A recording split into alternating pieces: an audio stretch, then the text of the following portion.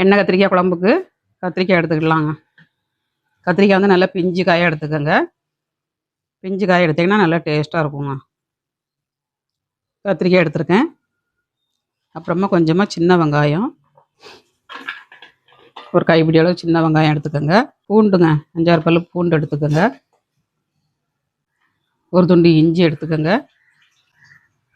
அப்புறமா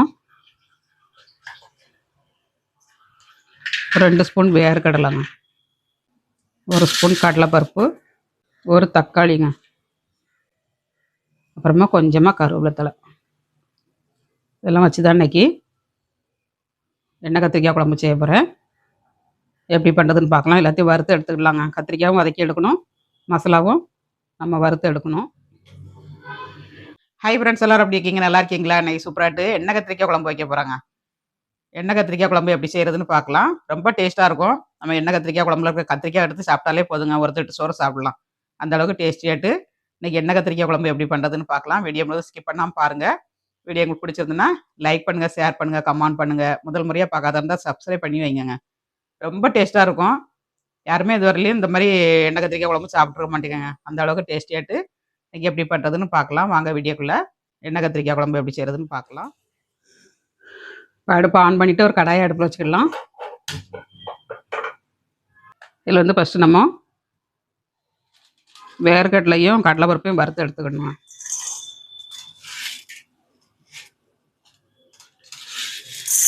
கொஞ்சமாக வறுத்து எடுத்துகிட்டு அப்புறமா நம்ம கத்திரிக்காய் வதக்கி எடுத்துக்கலாம்.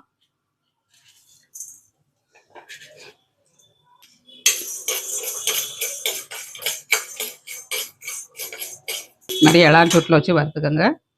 கொஞ்சம் வறுபட்டதுக்கப்புறம் நம்ம ஜீரகம் மிளகும் போட்டுக்கலாம். அடுப்பை சிம்மில் வச்சு நம்ம வறுத்துக்கிட்டே கத்திரிக்காயும் நறுக்கிடலாம். கத்திரிக்காய் வந்து காம்பை கொஞ்சம் விட்டு நறுக்கணுங்க. விட்டு இந்த மாதிரி நறுக்கிட்டு 2 கட் பண்ணிடணும். 2 கட் பண்ணால் 4 பீஸ் ஆயிரும். உள்ள சொத்து எது இருக்கான்னு பார்த்துக்கோங்க.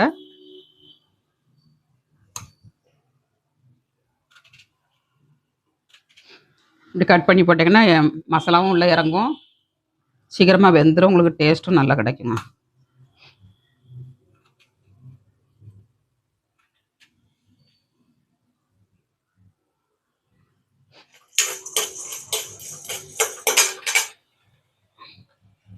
அதில் பிஞ்சு கத்திரிக்காய் இருந்ததுன்னா டேஸ்ட் ரொம்ப நல்லாயிருக்கும். இன்றைக்கி தான் வந்துச்சு ஃப்ரெஷ்ஷாகிட்டு மார்க்கெட்டுக்கு. ஃப்ரெஷ்ஷாக இருந்தாலே பார்த்தாலே எண்ணெய் கத்திரிக்காய் குழம்பு ஞாபகம் வந்துடுங்க, சாப்பிடணும் போல். அந்தாலே வாங்கிட்டு வந்துட்டேன். இது உள்ள மசாலா வச்சு நீங்கள் பண்ணலாம். மசாலா வச்சு ஸ்டெப்பிங் பண்ணி ஒரு வீடியோ எடுத்து போட்டிருக்கேன். அன்றைக்கி உங்களுக்கு ஸ்டெப்பிங் பண்ணாமல் பண்ண போகிறேன். கட் பண்ணியாச்சுங்க கத்திரிக்காய். அப்புறம் இந்த மாதிரி கட் பண்ணியாச்சு. இப்போ கடலை பருப்பும் வேர்க்கடலையும் கொஞ்சம் வறுபட்டுருச்சு. நம்ம இதில் வந்து கொஞ்சமாக மிளகு ஆட் பண்ணிடலாம். ஒரு 1/2 ஸ்பூன் மிளகுங்க. மிளகு, ஜீரகம், சோம்பு எல்லாம் போட்டிங்கன்னா டேஸ்ட் ரொம்ப நல்லாயிருக்கும். 1/2 ஸ்பூன் சோம்பு, 1/2 ஸ்பூன் ஜீரகம்,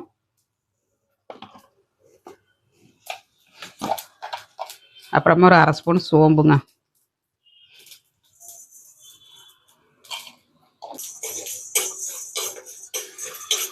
இப்போ எல்லாம் நல்லா வறுபட்டுருச்சு. ஒரு பிளேட்டில் மாற்றிக்கிடலாம்.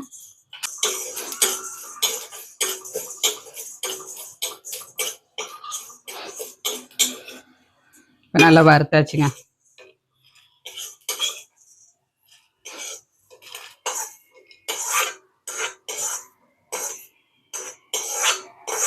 முழுக்க முழுக்க நல்ல எண்ணெயிலே பண்ணுங்கள், நல்லா டேஸ்ட்டாக இருக்கும். துடைச்சிட்டு நம்ம எண்ணெய் ஆட் பண்ணிக்கலாம். கத்திரிக்காய் வதக்கிறதுக்கு எண்ணெய் ஆட் பண்ணியாச்சு. கத்திரிக்காய் வதக்கி எடுத்துடலாம். நல்ல பிஞ்சு காயாக எடுங்க, நல்ல டேஸ்ட்டாக இருக்கும் குழம்பு. அப்படியே சும்மாவே சாப்பிட்லாங்க. எண்ணெயிலே போட்டு கொஞ்சம் ஃப்ரை பண்ணி எடுத்துட்டோம்னா நம்ம குழம்புல போடும்போது சீக்கிரமாக வெந்துருங்க. இப்போ கத்திரிக்காய் கொஞ்சம் நம்ம நல்லா வதக்கி எடுத்துக்கலாம். இப்போ கத்திரிக்காய் வந்து நல்லா ஃப்ரை ஆயிடுச்சுங்க. இந்த அளவுக்கு ஃப்ரை பண்ணோன்னா நம்ம எடுத்துக்கலாம்.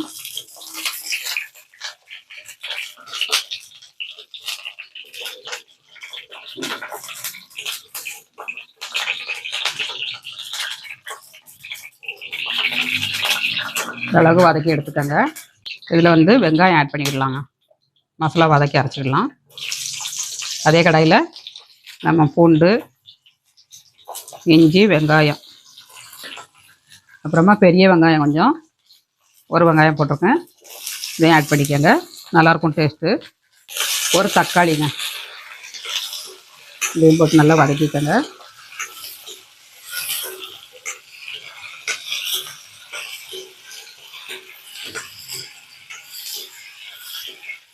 கொஞ்சமாக உப்பு ஆட் பண்ணி வதக்கிடலாங்க. உப்பு ஆட் பண்ணி வதக்கினீங்கன்னா நல்லா வதக்கிடும்.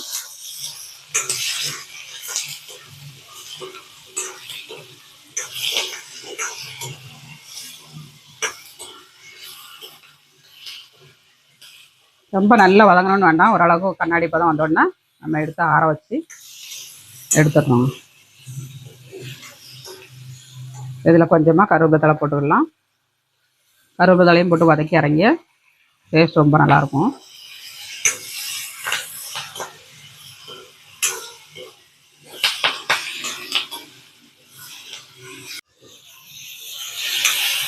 இப்போ எல்லாமே நல்லா வதங்கிருச்சுங்க.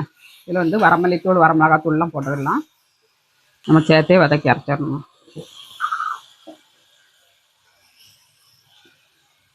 ஒரு 2 ஸ்பூன் வரமல்லித்தூள், காரத்துக்கு வரமிளகாத்தூளுங்க, 1 ஸ்பூன் வரமிளகாத்தூள், அப்புறமா மஞ்சள் தூளுங்க, 1/2 ஸ்பூன் மஞ்சள் தூள்.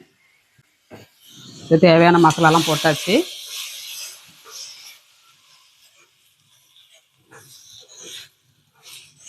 இது நல்லா ஃப்ரை பண்ணிக்கணுங்க. இப்போ எல்லாம் நல்லா வதங்கிருச்சுங்க. அடுப்பை ஆஃப் பண்ணிவிட்டு நம்ம ஒரு பிளேட்டில் வச்சு ஆற வச்சுக்கலாம்.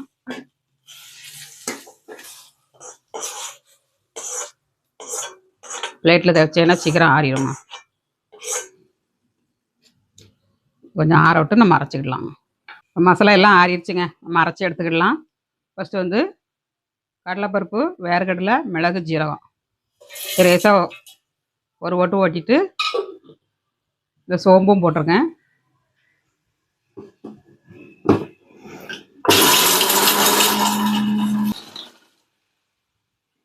இது மாதிரி கொஞ்சம் குறப்பாக அரைச்சிட்டு நம்ம இதில் வந்து தேங்காய் ஒரு சின்ன துண்டு கட் பண்ணி போட்டிருக்கேன். அப்புறமா நம்ம வதக்கி வச்ச மசாலாங்க,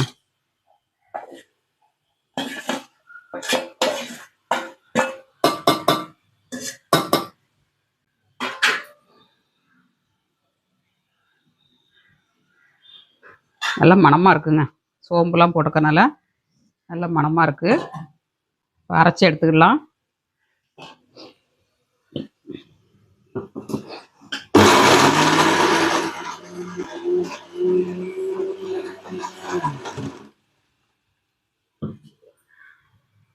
கொஞ்சமாக தண்ணி ஊற்றி அரைச்சிக்கிடலாங்க. கத்திரிக்காயில் வச்சு நாங்கள் ஸ்டெப்பிங் பண்ணாத இருந்தால் கட்டியாக அரைச்சி நம்ம ஸ்டெப்பிங் பண்ணிவிட்டு அதுக்கப்புறமேட்டு அந்த மசாலாவை கொஞ்சம் தண்ணி விட்டு அரைக்கணும். அதில் என்ன தண்ணி விட்டு அரைச்சிக்கோங்க.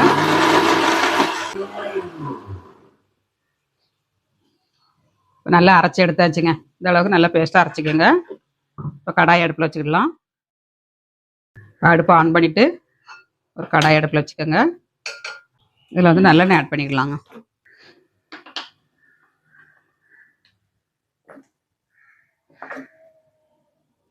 ஒரு 3 ஸ்பூன் நல்லெண்ணெய் ஆட் பண்ணிக்கோங்க. எண்ணெய் ஆட் பண்ணியாச்சு. கடுகு 1/2 ஸ்பூன் ஆட் பண்ணிடலாங்க. சீரகம் போட்டு நீங்கள் வறுத்து அரைக்கலைன்னா சீரகத்தை போட்டு தாளிச்சிக்கோங்க. குழம்பு மிளகாத்தூள் போடாத இருந்தாக்கா ஒரு 2-3 ஸ்பூன் போட்டுக்கோங்க. அப்போ நீங்கள் ஜீரகம் மிளகெல்லாம் போடாண்டாங்க, நம்ம அதில் போட்டு அரைச்சிருப்போம். நான் குழம்பு மிளகாத்தூள் இல்லை, வரமிளகா மல்லித்தூள் தான் போட்டிருக்கேன். அதனால ஜீரகமும் மிளகும் போட்டிருக்கேன். அதனால் நீங்கள் குழம்பு மிளகாத்தூள் போட இருந்தால் மிளகு ஜீரகம் போடாண்டாங்க. அதில் வந்து எல்லாமே நம்ம சேர்த்துருப்போம், அதனால் தேவைப்படாது. இப்போ கடுகு பொரியட்டும். இப்போ வெங்காயம் ஆட் பண்ணிக்கலாம். சின்ன வெங்காயம் ஒரு கைப்பிடி அளவு போட்டிருக்காங்க. சின்ன வெங்காயம் போட்டு தாளிங்க, நல்லாயிருக்கும் டேஸ்ட்டு. இப்போ கருவேப்பிலை தழை போட்டுக்கலாம்.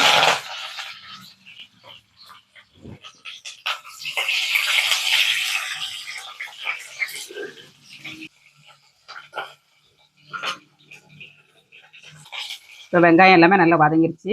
இப்போ நம்ம அரைச்சி வச்ச மசாலாவை ஆட் பண்ணிக்கலாம்.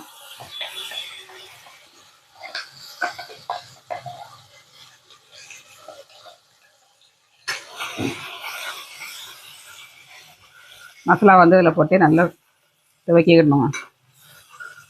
கொஞ்சம் எண்ணெயில் போட்டு ஃப்ரை பண்ணிங்கன்னா நல்லா டேஸ்ட்டாக இருக்கும் குழம்பு வந்து.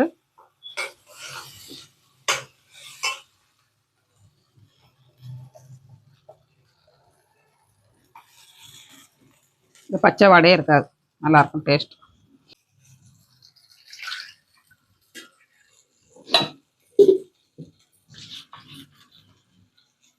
மிக்ஸி சாரை கழுவி தண்ணி கொஞ்சம் வச்சுருக்கேன், இதையும் ஆட் பண்ணிடலாம்.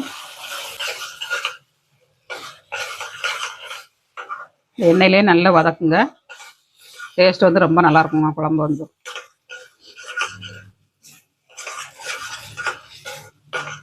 நல்லா வதங்கிருச்சு, தண்ணி ஆட் பண்ணிடலாம்.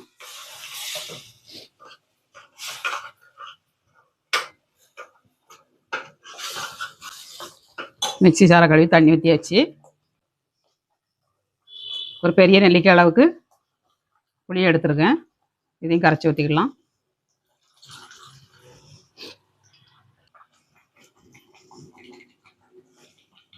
கத்திரிக்காய் குழம்புக்கு வந்து புளி நிறைய கரைக்க விடாதுங்க, ஏன்னா நம்ம இஞ்சி பூண்டுலாம் சேர்த்துருக்கோம், கொஞ்சமாக தான் கரைக்கணும்.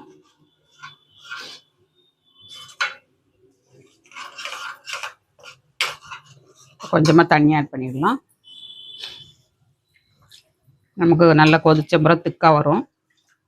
வேர்க்கடலை, கடலைப்பருப்பு எல்லாமே கொஞ்சம் திக்னஸ் கொடுக்குங்க.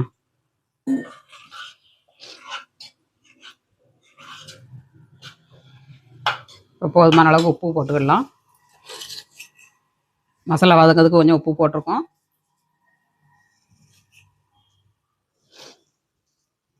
காணுமான்னு செக் பண்ணிவிட்டு போட்டுக்கோங்க,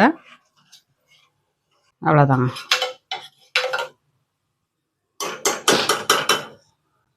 இதில் வந்து நம்ம அப்படியே கத்திரிக்காயை இறக்கிடணுங்க.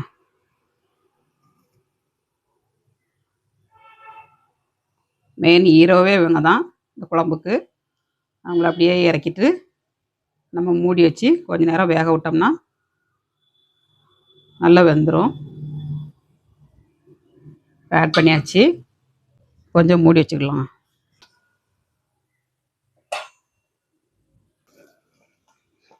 குழம்பு நல்லா கொதிச்சிருச்சுங்க, ஒரு மட்டை கிண்டி கொடுத்துக்கலாம். நம்ம எவ்வளோ தண்ணி வச்சா எவ்வளோ திக்காயிருச்சு பாருங்கள்.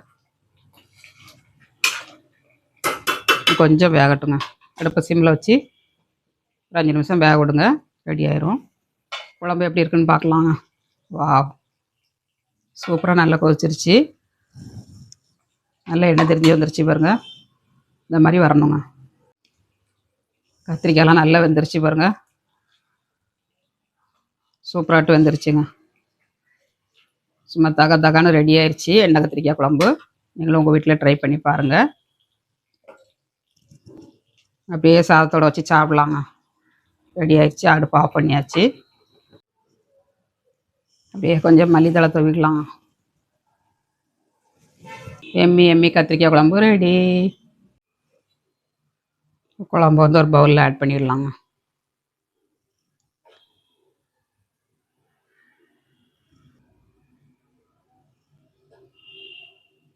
எவ்வளோ எம்மியாக இருக்குது பாருங்கள் குழம்பு வந்து.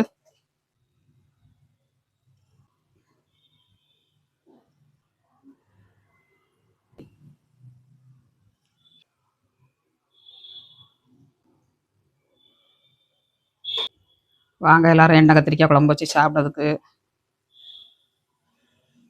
அப்படியே வாழையில போட்டு வா வாழையில சோறு வச்சு சாப்பிட்டோம்னா அவ்வளோ ஒரு ருசியாக இருக்கும். ட்ரை பண்ணி பாருங்கள். அப்படியே ஒரு இலையில எண்ணெய் கத்திரிக்காய் குழம்பு வச்சு சாப்பிட்டு பார்க்கலாம்.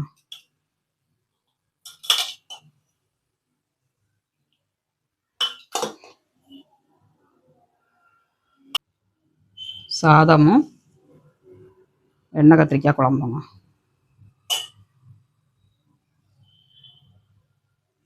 சாப்பிட்டு பார்க்கலாம். இப்போ எண்ணெய் கத்திரிக்காய் குழம்பு வச்சு சாப்பிட்டு பார்க்கலாங்க. டேஸ்ட்டு எப்படி இருக்குன்னு. சூடாக இருக்குது ரெண்டுமே. சோறுமே சூடாக இருக்குது, குழம்பும் சூடாக இருக்குங்க. சாப்பிட்டு பார்க்கலாம்.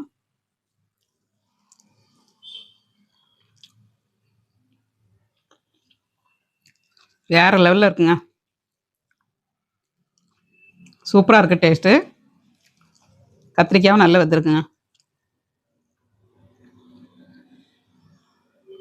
அப்படியே எடுத்து கடிச்சு சாப்பிட்டோம்னா அவ்வளோ ஒரு ருசியாக இருக்குங்க. ஆனால் சூடாக இருக்க இப்போ சாப்பிட முடியாது. நல்லா சூடாக இருக்குங்க.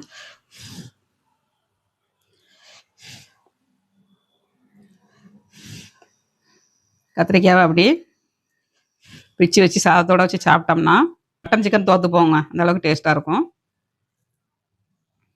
கத்திரிக்காய் வச்சு சாப்பிட்டு பார்க்கலாம்.